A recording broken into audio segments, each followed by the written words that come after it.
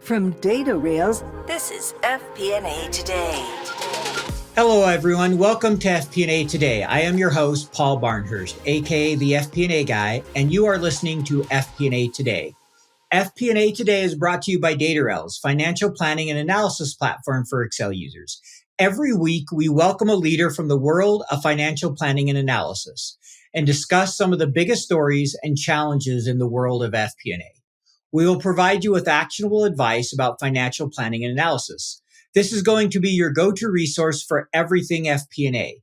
As a reminder, you can earn CPE credit for this episode. It'll be loaded about a week after the episode comes out through Earmark. You can go, and if you CPA or I think also your CPM, some of those certifications, you can get CPE credit. And if you enjoy the podcast, we ask you to leave a review on your favorite podcast platform. With that being said, I'm thrilled to welcome today's guest on the show, Glenn Snyder. Glenn, welcome to the show. Thanks, Paul, for having me. Yeah, no, really excited to have you. So just a little bit about Glenn. Glenn comes to us from the Bay Area. He's currently the VP of FP&A at Mobileum. Mobileum, thank you. He has worked for several different companies in multiple FP&A roles in the Bay Area. He earned his bachelor's from UCLA, as he's sporting his jacket today, having a good football season, I might add. He did economics, and then he earned his MBA from the University of San Francisco. So Glenn, maybe you could start by just telling us a little bit about yourself, your background, and how you ended up where you're at. Sure, Paul. So really, I started my career after graduating from UCLA as a commercial loan officer. And I quickly realized that I was more of an analyst than the person who brought in business. And so after a couple of years, I moved over to FP&A, and I went to Franklin Templeton, the big asset management company. Mm-hmm. And that's where I really got my feet wet with FP&A. I was an international analyst. I really enjoyed it. And then FP&A at Franklin got decentralized, and I moved into a business. And I was doing both FP&A and corporate strategy. Was there for a while, then moved on to other companies such as Visa, Charles Schwab, Digital Realty, all of which are public companies in the S&P 500. And then I decided to go a little different path. I worked for a private equity firm for about a year and a half, and then a online retail company. And now I'm over at Mobileum. So really my career has taken me from large companies to small companies, lots of different industries, all pretty much within the Bay Area. I love living here, so that worked out well. But now I get to lead FP&A teams and really try and help companies get to a new level. Great. No, it sounds like you've definitely worked for a lot of different companies helping, with FP&A. And I'm curious, what part of the Bay Area, like where I lived in the Bay Area for a couple of years. So I'm in a little town called San Carlos. I'm about a 10-minute drive north of Palo Alto, about 15 minutes south of the San Francisco airport. So kind of got it. Yeah, I know right where you're at. Yeah. I lived all around the Bay for a couple of years back in the 90s. So okay. Yeah. Fun. That's a great area. Beautiful country. Yes. If I will say to our audience, if you haven't been there, I recommend doing a visit. It's well worth it to see the ocean and the beauty of the Bay Area. Absolutely. So what has kept you working in FP&A all along? You mentioned you did a loan officer, realized you were a little bit more of an analyst type, but what particularly about FP&A has, excited you and kept you going? There's a couple things. One is, in FP&A, you get to touch every aspect of the company, right? Whether, if you're interested in technology, you could support the IT team. If you like sales, if you like marketing, if you like product management, whatever it happens to be, there's an area that you could go over and support. So in FP&A, not only can you reach out and learn about every different aspect of the company you work for, but you also have a direct line to the people who are making decisions, those executives who are driving the strategy. And when you get to the point where you can influence them and they reach out to you as a thought partner and say, hey, I'm thinking about maybe taking the business in this direction. What do you think? Now, here you are as this FP&A analyst or manager, whatever level you happen to be at, but now you get influence on the direction of the company you're working at. And that's a pretty cool thing. I think when you think about finance and kind of back office functions, oftentimes you're really behind the scenes. But FP&A allows you to be behind the scenes and help driving the direction of the company at the same time. So with that, I've always kind of enjoyed that corporate strategy side of things. In my career, I've spent 8 years of my career at doing corporate strategy, as well as 20 years in FP&A. But it's that blend of the two that's really excited me. And I found that I could bring that finance discipline that I have to corporate strategy and helping companies really drive their direction. And that the balance of the two seems to really add a lot of value. I could totally see how that does. I once wrote an article calling, strategy is the overlooked FP&A skill, because I think there's a lot that can be done when you know how to speak the strategy to help with the influencing, especially like you mentioned with the numbers. So I could see how that would serve you really well, that combination.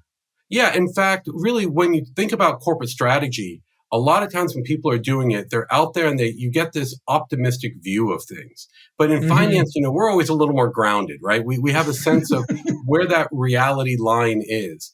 And when you can bring that to the optimistic side, you really land in a good place that is achievable, but it is still, that aspirational goal, if you will.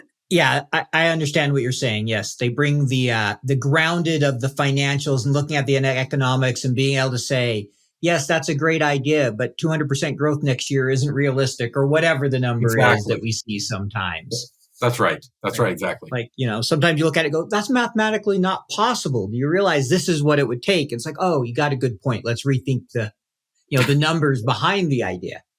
Right.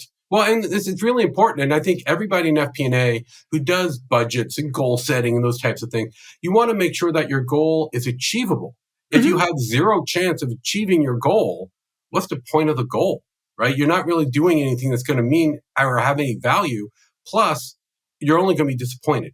So set a goal that might take some work. It might be a little ambitious, but it still has that, you're so grounded in reality that, you say, 60% chance I could go and hit that. 40% chance you don't, but you're still there. It's not the 0% chance that you're never going to make it. Exactly. You want a stretch goal. You want it to be difficult and push the team, but you don't want it to be demoralizing. Like whoever set that up is crazy. It's not possible, because then people feel defeated before they start, and you've lost the battle when that happens. Exactly. And, really, if you have that happen over and over and over again, it becomes a very difficult environment to work in, because you feel like as an employee, no matter what you're doing, you're not going to hit those goals. And if your bonus or something like that is based on those goals, that could be a very difficult thing. And that's where you can start seeing employee turnover and those types of things. So you want to make sure that you can achieve your goals. It doesn't mean that you sandbag them, but you want them out there where you can make a difference. You could grow the business, you could grow the company's top line, you could grow the company's bottom line, those types of things. But you might have to work hard for them too. But at the end, that it is possible, it is achievable. Yeah, no, I agree. And so I imagine you're probably around budget season. A lot of companies are. Yes. We're going through that. I know you mentioned some board meetings. So I'm curious, there's been a lot of debate. What's your approach to forecasting? Do you like seeing monthly, quarterly? Do you like to just do a static budget or rolling forecast? How do you kind of think about that? Do you have a favorite approach that you have found works well? Yeah, I do. And, granted, every company is different, and you got to take into account all the things that are moving around. If you're in a very, a small startup company, monthly forecasts will probably make a lot more sense because things are changing so much. Yep. But really, once you get to that little bit more established level, I'm a big fan of the quarterly forecast, because if you do it on a monthly basis, you're spending probably 1 week a month just doing a forecast, which means that 25% of your time, you're not helping to drive the business forward. You're not trying to make what you do in FP&A better, more efficient, or making an impact on the company. You're doing a forecast. And so for me, I'm a bigger fan of doing that quarterly forecast, where you could take about 2 to 3 weeks in that middle of the quarter month, when it's usually a little bit quieter, and really do a deeper dive to get the business aligned. If you're doing a monthly forecast, it's very difficult to get inputs from all your different business units and get them all to buy into it and have it all meshed together so it makes sense. Oftentimes, finance will just do it from a top-down perspective, but then you're missing really what's going on in the business.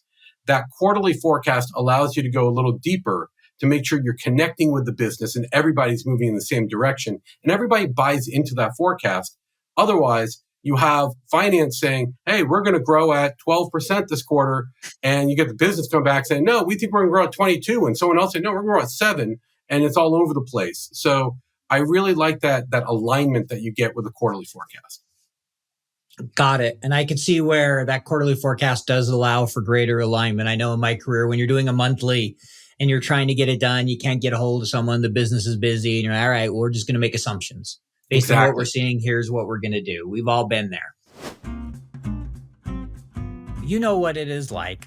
13 different spreadsheets emailed out to 23 different budget holders. Multiple iterations, version control, errors, back and forth updates. You never really feel in control of the consolidation and collection process. Yep, I've been there. Stop, breathe. DataRels is the financial planning and analysis platform for Excel users. DataRels takes data from all your company's disparate sources. No organization is too complex, consolidating everything into one place, secured in the cloud. Now all your data finally talking to each other.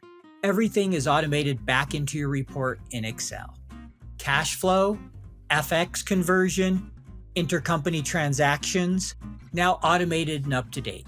Drill down and variance analysis in seconds. Don't replace Excel, embrace Excel. Turn your Excel into a lean, mean FP&A machine. Find out more at www.datarels.com.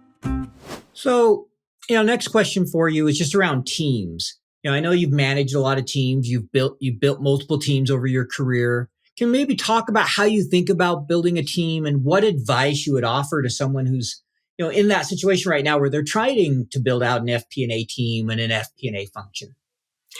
It is very challenging because when you start off and you might be the first employee of a group, or you're coming in and it's a very small team and you got to build and grow, you have to take care of the business. You have to recognize that you in finance, you are not interacting with the customers. You are not, driving the revenue and making sure customers are happy and creating new products and so on. You're there to support the people who do.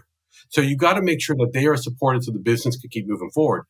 At the same time, you need to build out your FP&A practices and you need to go over, make sure you have the right kind of models and templates and everything else set up so that you can do your job in a very efficient way. And so effectively, when you're building out a team, you're doing the job of 2 people, at least.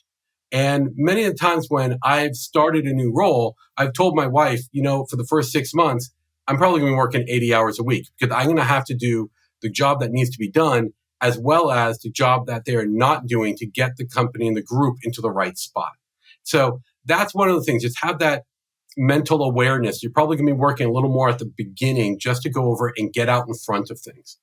But the other thing that's really important is to really understand where the biggest pain points are. Have conversations when you first come into that role. Go out and meet with all of the key leaders in the company and talk to them about what do you need from FP&A? How can we help? Are we doing things for you that you don't need? What are we not doing that you do need? Is it a reporting thing? Is it a advice thing that, you just need to be more engaged? Is it a system? Is it something you could solve with a system, or is it something that you're going to need people for? And really get a sense of what the true needs are. And then what I always try and do is in your first 90 days, put together a 3-year strategy.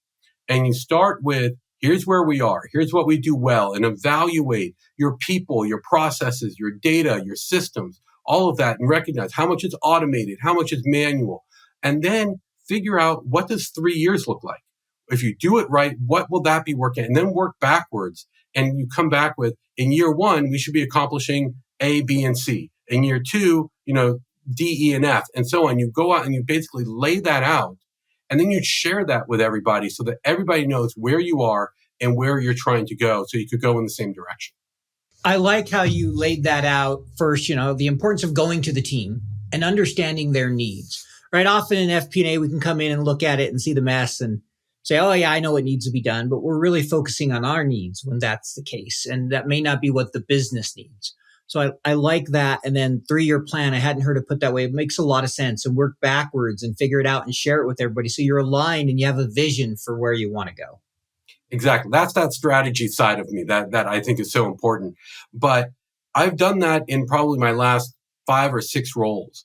And when I go over and put that 3-year plan out, oftentimes when I hit that 3-year mark and I look back, 95% of the goals that we laid out, we hit. Now, sometimes things happen and you learn and you change. Okay, that happens. Sure. You don't have a crystal ball. You can't predict the future exactly. But if you have that plan and you know the direction, you know what to focus on and what not to focus on.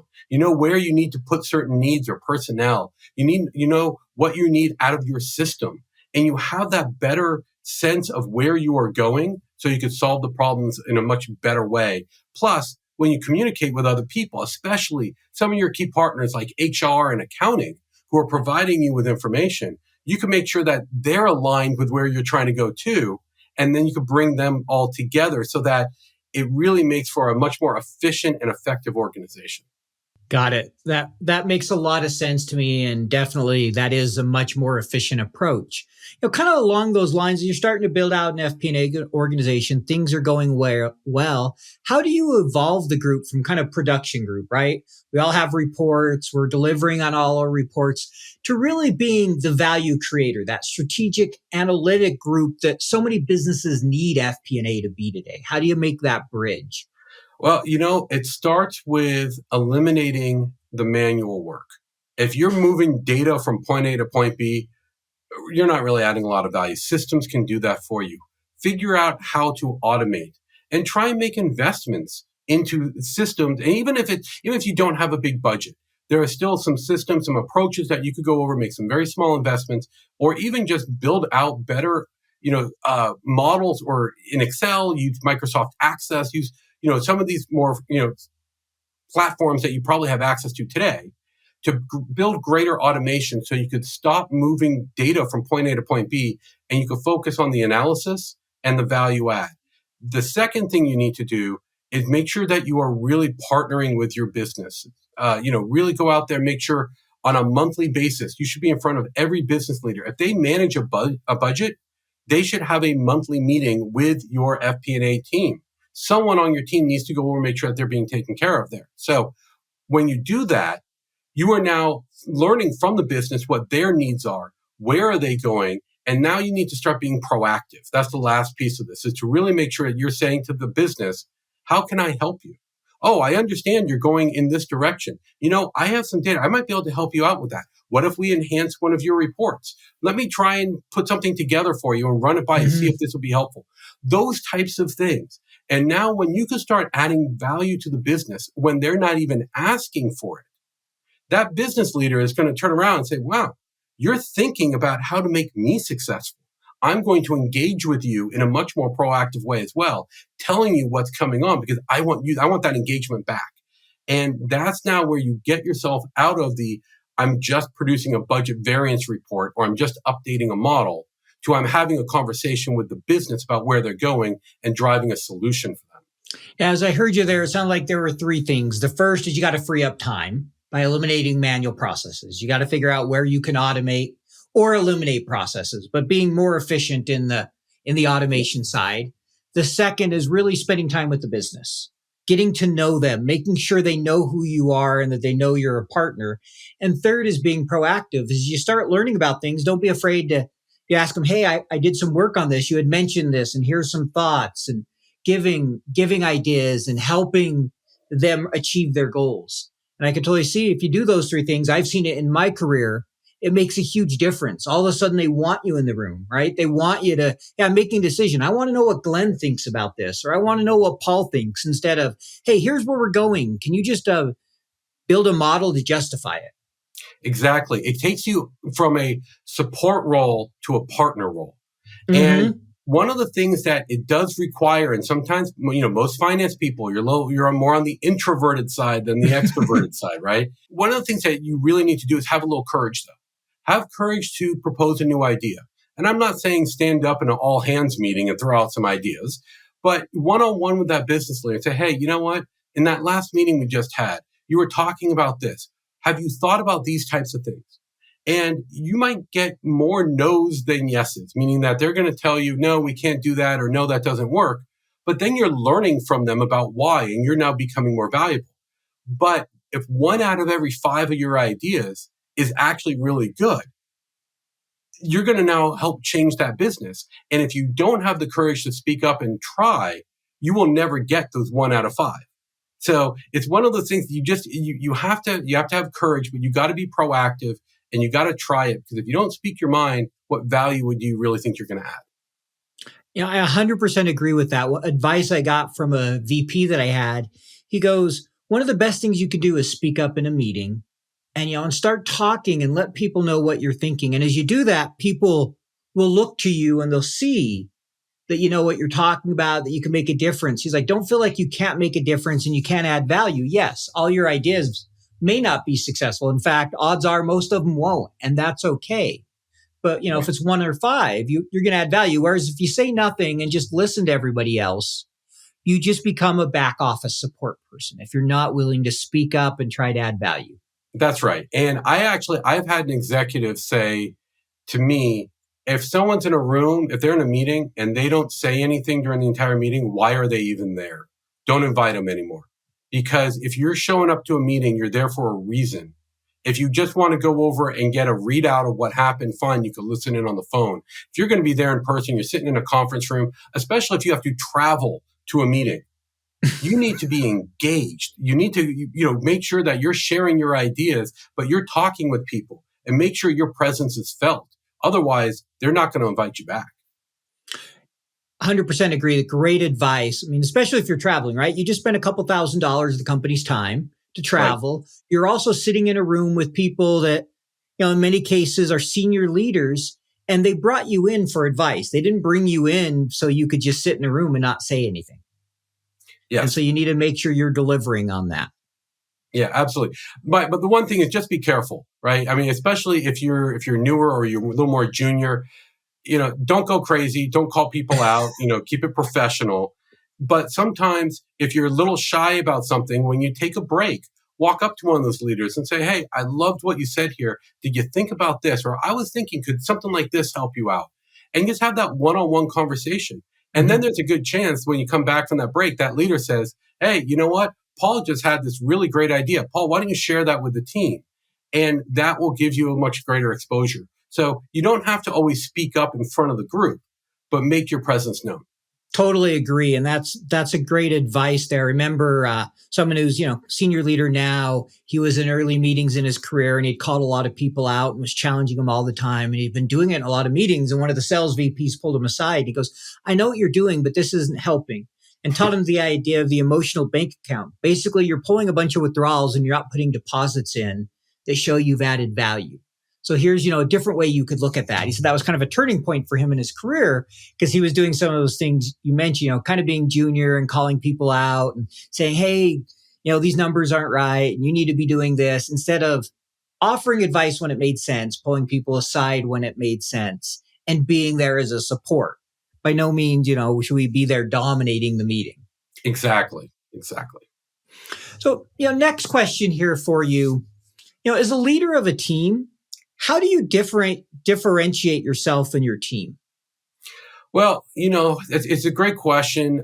One of the things that I really try and do is make my team a model for everyone else.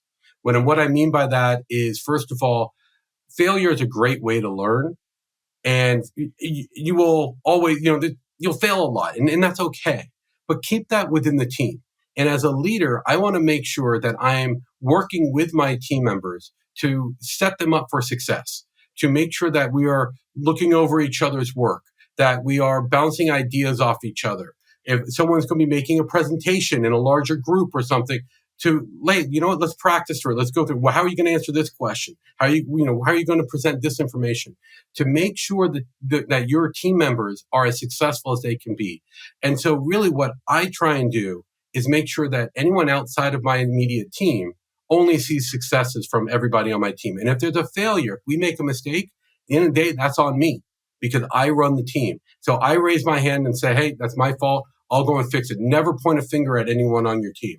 But when they come back and say, oh, this was really great, and they try and give you credit, give the credit to your team members. At the end of the day, if you lead a successful team, you will be recognized for it. You don't need to be taking the credit for it. So that's one thing, is I want to make sure that the members of my team are looked at in a very positive way, showing that they could do a great job because I am helping them to set them up for success. That's one thing. The second thing is to do it the right way. Don't go over and try and make another group look bad. Don't go and try and take credit for things that you didn't do. Show up each day, be professional, really kind of make sure that you are going to help other people succeed as well. And when you do that, other groups start noticing. And really, for me, what I want to do is I want people to look at my team and say, I like the way they're doing that, or I want to be a part of that team. And when you could get there, now you are that kind of beacon of light, if you will, for others on how to go about doing things. And that's what I really strive for. I couldn't have said it better myself. I really love the point of take ownership for the team's mistakes, in the sense that you're the leader, you own the process, but give credit where credit is due. As you mentioned, people worry about, I need the credit because I got to get promoted. I need the next role. If your team's doing well, you will be successful. As I tell people, if you meet the intent of the business instead of focusing on yourself, and you do good work and your team does good work, the rest will take care of itself. People recognize when you're providing value and when your team's providing value. You don't need to get caught up in the political games. It doesn't benefit anyone. Exactly. And, a lot of times, you'll have, Fred on your team is doing a great job, or, Wilma is just really great, or whatever. At the end of the day, they also recognize it's you who's leading the team. Mm-hmm. And so if you have especially if you're coming in and you're in a tough spot because your team is underperforming, give your people credit, show them how to make that success. And what's going to happen is a year from now or whatever, everyone's going to say, hey, wow, Paul came in and that this team is operating so different. Paul really was a great leader. He's led a fantastic team.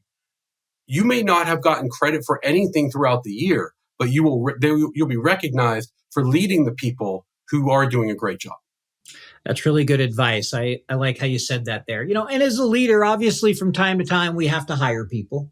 Yes. We have to either grow the team or replace someone, whatever the situation might be. What are some of the characteristics you look for? I mean, how do you go about hiring somebody for your team? So I usually get people laughing quite a bit in my interviews, and afterwards they'll tell me it was the strangest interview they've ever had in their life, and that makes me happy when I hear that. Part of it is because by the time you're interviewing with me, I've read your resume. I get a sense of your skill set. I'm not going to ask you about, tell me a time you've done this or give me an example of that, because that stuff, that's all teachable. I want to understand, do you have the characteristics and the things that I can't teach? Are you creative? Are you a fast learner? Do you have integrity? Are you responsible? Those are the types of things. I can't teach that to somebody. I can teach someone how to build a model or how to do a budget or be a good business partner, but I can't teach them to communicate effectively. So I'm looking for those characteristics that I can't teach, because if you have that makeup, you're going to be successful. It's easy to pick up, hey, you know what? Here's how we build this Excel model, or here's our new system. This is what you're going to have to go and learn. Great. Okay, fine. Those are all things that you could go and learn. But to be a fast learner, how do you teach that? How do you teach someone to learn more quickly, right? So that's what I'm really looking for. And I have found that if you have somebody with the right skill set, not I could go over and build a model skill set, but the right internal makeup, that's where your superstars will really lie. Whether they have 10 years of experience in FP&A or only 2, it doesn't really matter. It matters whether or not they can pick things up quickly, whether or not they communicate well. Are they a good team player? Do they have integrity in what they do? Are they accountable for their own actions? Those are the things that you want someone to show up with.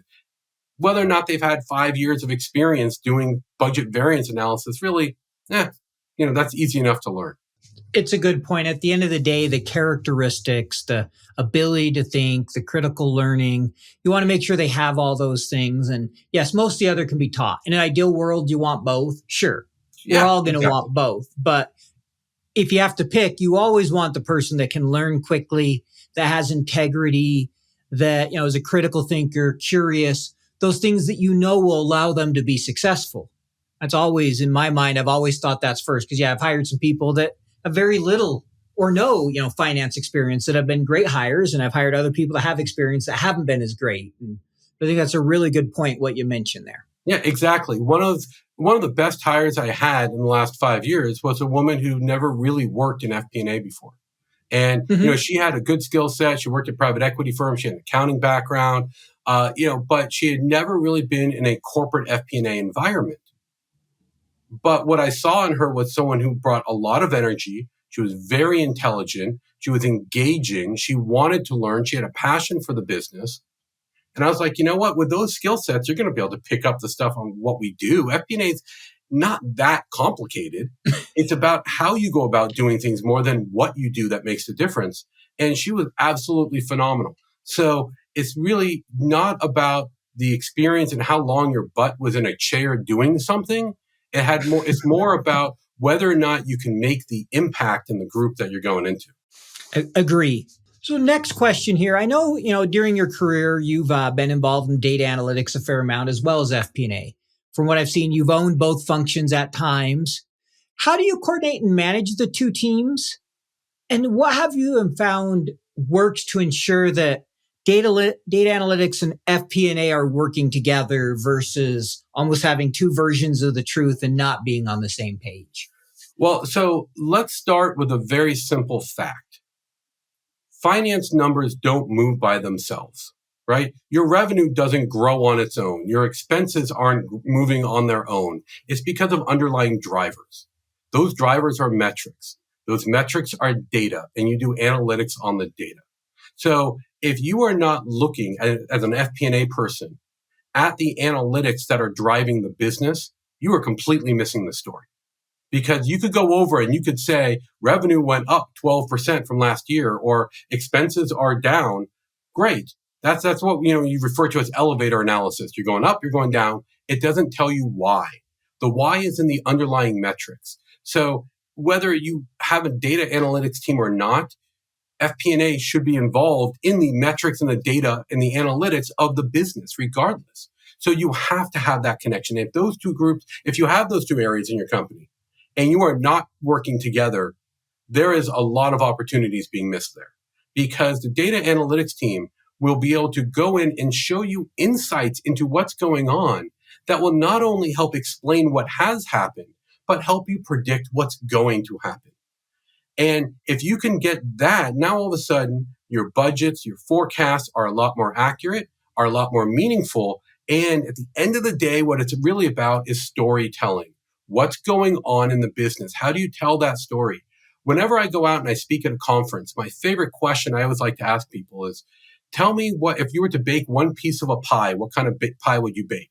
And people would say, oh, chocolate cream pie or cherry pie or apple pie. I would usually get a smartass who would come and say pizza pie, something like that. Now, all those pies by themselves, fantastic. But what happens when you take each one of those pieces and put it together to form a whole pie?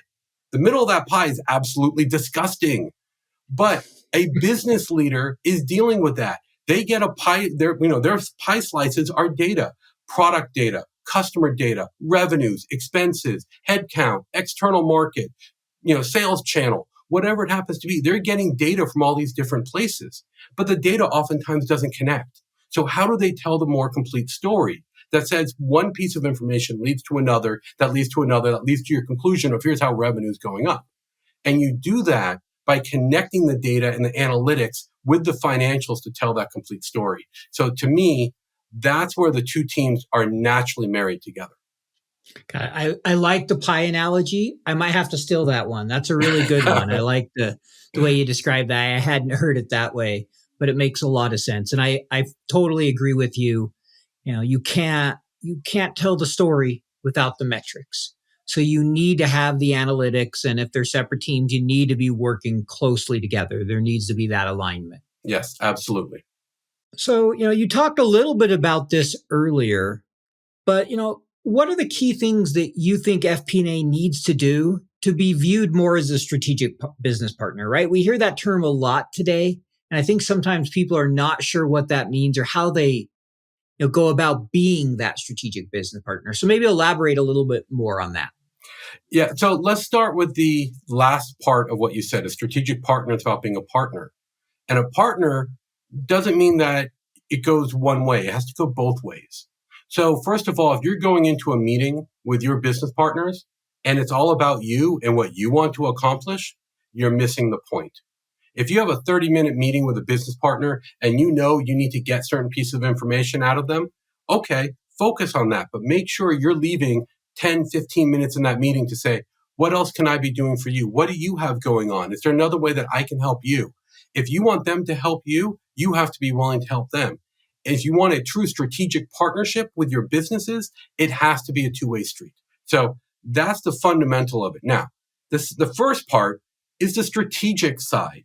You are only going to get there by listening and basically what I like to say, playing sponge, absorbing what's around you.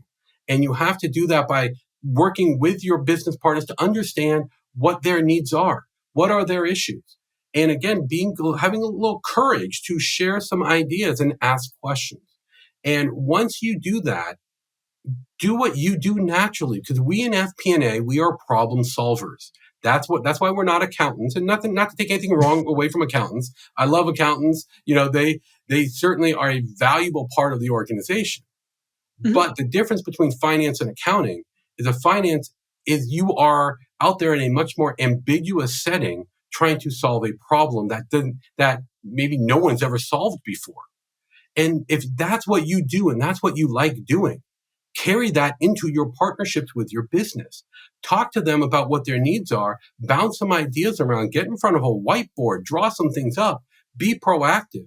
Because again, the more you show your business partner that you can add value to their business and you want to help them succeed, the more they're going to engage with you in the same way. They'll invite you to those strategic leadership meetings. They'll make you a part of their senior leadership teams. And now you're going to be involved in those conversations and making the relationships that you need to be that true strategic partner. Got it. That makes sense to me. And like I said, starting with the partner, right? Partnership goes both ways. It's not a one-way street, or it's not a partnership. And then the strategy part, bringing that in. So, next question here. I know you've been involved in several finance software implementations. Yes. What advice would you offer to someone considering implementing a new finance tool or going through a digital transformation? The first thing that you have to do is, before you even come up with what the solution is, organize your data. If your data is not organized, doesn't matter. You could install the best system in the world. We've all heard the term garbage in, garbage out, right? So you got to make sure your data is clean, it is organized, you have the right hierarchies in place, you have the right source systems. Everybody, when you go over and say, oh, AT&T is a customer, it's not AT ampersand sign T, or AT and the word written T, or AT&T comma Inc., right? We've all been through that. And the data doesn't line up. If you have a customer ID number in one system, use it in all your other systems. Connect that data. The more your data is defined properly and connected, and you have that good data governance, the smoother your transition or your data transition is going to be. So it all starts with the fundamental data of your foundation, if you will, that says you got to have clean data. The next thing you got to be aware of is, what are you really trying to do? If your biggest issue is you're trying to close the books faster, well, you don't need necessarily an analytical tool that will help you build a whole bunch of models, right? That's not going to get you to where you want to go. So make sure you're going to be looking at systems that has the features that you want. But don't just solve for today. Solve for 3 years, 5 years from now. Really be that, put those strategic thoughts into your head to say, okay, once we get the system, but what's the next step? Because if you go and you solve only for what your needs are for today, you might get a system that works great today. And in 6 months, you're going to say, oh, but it can't do this. Oh, crap. Now we got to go get another system to go do this other thing. So be thoughtful. Don't rush into this.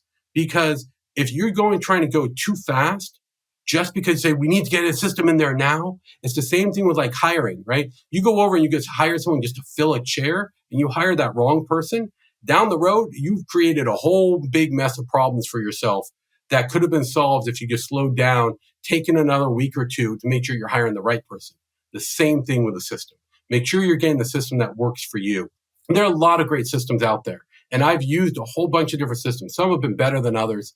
But really what it comes down to is, were the systems installed in the right way that allowed the company to create scale on the back office functions? And if the answer is yes, then you're going to have a really good system. If the answer is no, because you have to pull data out of the system, do a bunch of stuff in Excel, and you're still doing much manual work, you didn't do your install correctly, and you didn't really solve for the right problem. So to me, that's what it comes down to, is really making sure you have your data organized and you know exactly what it is you're solving for. I couldn't agree more. Having come from a data background, having been involved in implementations, as one person put it, we had on the show, Francesca Valli, she called it put your house in order, right? Clean up your data. One thing she listed was strategy, which you mentioned, right? Know your strategy, understand what you're doing. And then she's like, change management, communicate, communicate, communicate. Yes. And so many companies don't do those three things. There's not rocket science here. You really need to think about it. So many companies look at it and, hey, technology is going to solve my problems. No, technology is an enabler. You're going to solve your problems. You need to pick a technology and implement it in such a way that it will allow you to scale and make, automate things, not look to it to be your problem solver and to make everything easier. That's right. It's a tool after all. The other thing I would say is, and you talked about it when you said communicate, bring other people into the conversation. If you're installing an EPM solution for FP&A, make sure that accounting and treasury and tax have, views into that, because they might want to leverage that system too. Make sure you're working with your IT group that can maybe help build some of those automated data feeds for you.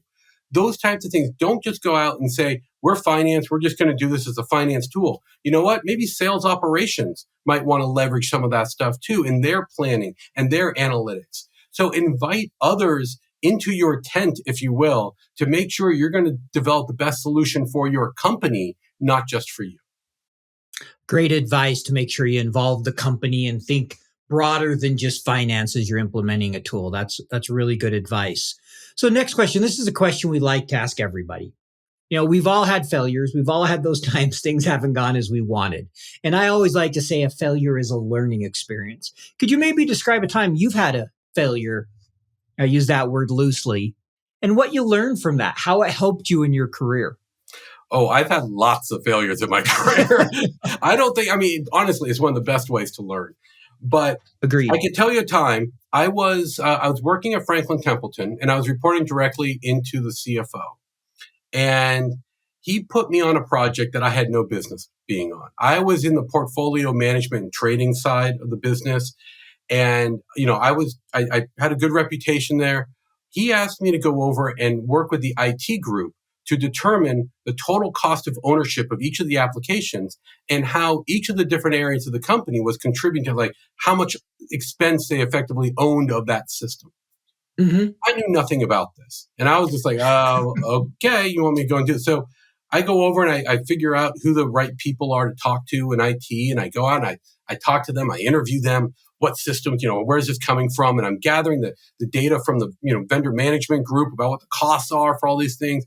Then I go out and talk about who the users are. And I put everything together and I put this model together. And I go back and I'm presenting this back to the CFO and the chief information officer. And I present my solution.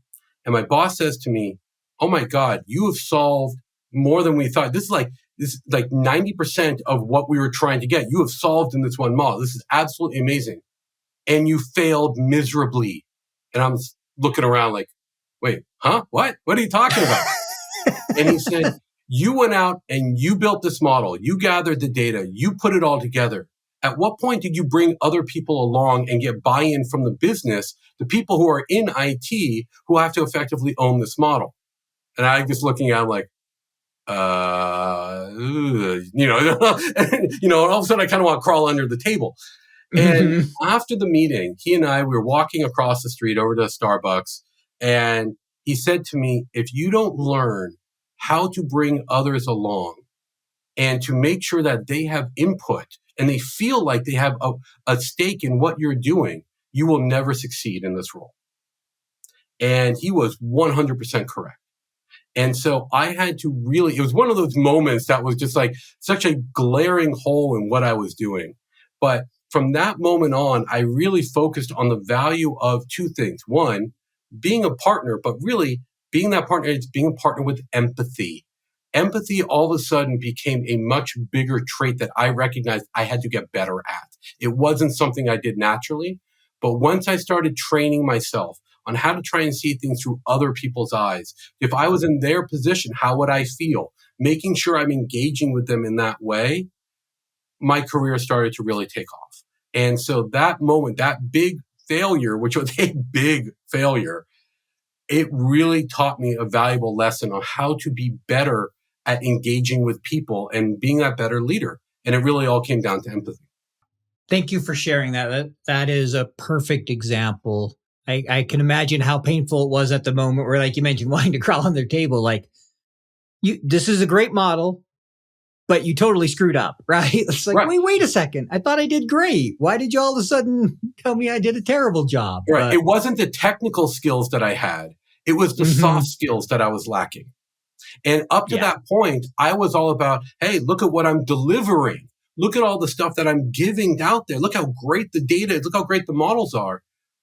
But that could only get you so far. After that, it's about bringing people together and leading people to a better place. And it wasn't until that moment that I recognized that gap in my skill set.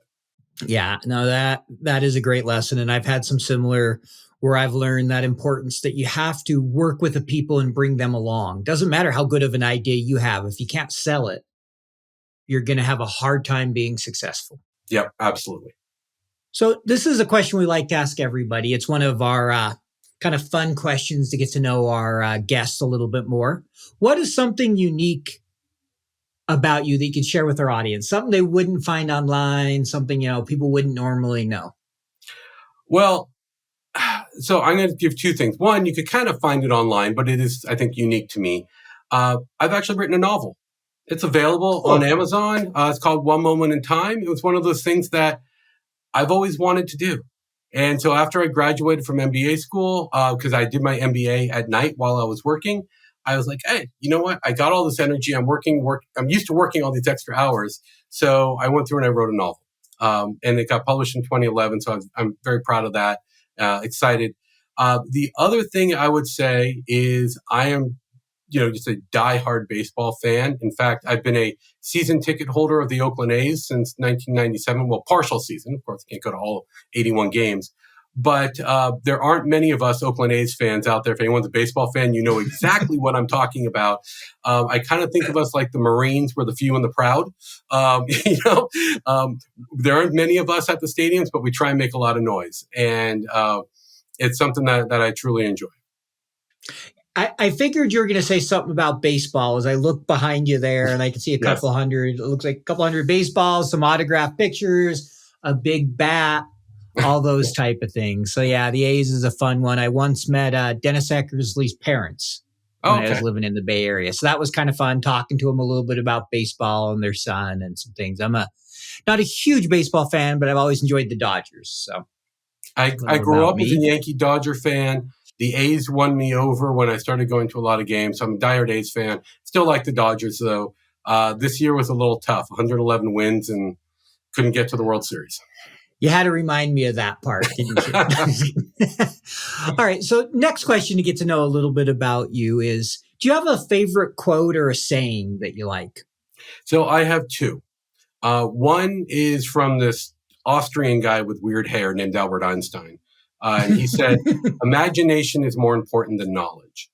And I 100% believe in that, because if you can't imagine where you're going, it doesn't matter what you know, because what you know is already taken place. The imagination is the future side of things. The other one that I like is actually from the CEO of Charles Schwab when I was working there, Walt Bettinger. And he said, leadership isn't about who you can tell what to do or who you directly manage. It's about who follows you when they don't have to. And I love that, because I think about the times in my career that I've had to lead people who didn't report to me. They're in part of other groups or whatever. Or when I was leaving a company and going somewhere else, and people would say, if you have an opportunity on your team for me to come over, I would love to come and work for you, even if they never worked for me before. That is just some of the best compliments I've ever had. And so I really think that's true. If you don't, just because you manage people doesn't make you a leader. A leader is somebody who gets people to follow them, and especially when they don't have to. That to me is a fantastic quote. Both of those are great. Thank you for sharing them. I really like those. So this is another question we ask everybody. Our sponsor is Data Rails, and they're big fans of Excel, have, an FP&A platform built around Excel. So we like to ask everyone what their favorite Excel formula could be, a function, a feature. But what's your favorite thing in Excel? Probably some ifs. I probably use some ifs more than I ever thought I would in modeling. It gives you all that flexibility. I mean, certainly you got VLOOKUPs and stuff, but VLOOKUPs is kind of a limited sum if you weigh in a way, because you're looking at something very specific. But I'd probably say sum if would be my favorite formula. That works. And that's definitely one we all use a lot in modeling. I'm a big fan of sum ifs, and I've used it many a time. So I know we're coming up on the end of our time here and really enjoyed chatting with you. So I have one last question here for you. What advice would you offer to someone starting their career today who wants to work in FP&A? So 2 things I would say. Number 1, be flexible, be open to different ideas, and really understand the value of, where ideas can come from and how to put them together to really develop a solution. And then the second one is be engaging. That's, one of the big, something people tell me all the time, that, they say I show up with a lot of energy. And I don't know if I do or not. It's just me, okay. But it is something that I notice when I'm talking with somebody, whether or not they're engaged and how they're engaged. Do they have that excitement in their voice? And when they do, that excitement becomes contagious. So try and be that person who just makes that positive impact on all the people around you. And you're going to have a lot of people who are going to want to work with you. Great advice. I mean, being engaging and being positive makes a huge difference. Just, having a smile on your face, being happy, staying away from the negative, people will be drawn to you just by that alone. It's amazing how much, people want to be around positive people that that put off energy instead of take energy. We've all been around the ones where you're like, all right, I don't want to be around this person. I'm going to, get away. Exactly. And that's never fun. So great advice. So if people want to follow you or learn more about you, is there a place where you do any kind of blogging or anything where people, maybe LinkedIn connect with you or anything like that? LinkedIn, probably the best thing. And what I would say is, if you just go over, if I don't know you and you just say, I want to connect with you, I'm probably not going to accept you as, if you want, again, be engaging. Say, hey, I heard you on the FP&A Today podcast. Loved what you said. I would like to follow you or whatever. That is, I will usually accept those types of requests. But if you just don't say anything, what value are you bringing? So that's typically probably the best way to engage with me. Great. And that's great advice around actually leaving a message that is personal instead of just the automated, hey, connect with me. Exactly. So on that note, we'll go ahead and let you go. I know you have a meeting here, but we really appreciate your time. Thank you so much for carving out some time for us, Glenn. It was an honor to have you on the show. Thank you, Paul. It was my pleasure. I really enjoyed it.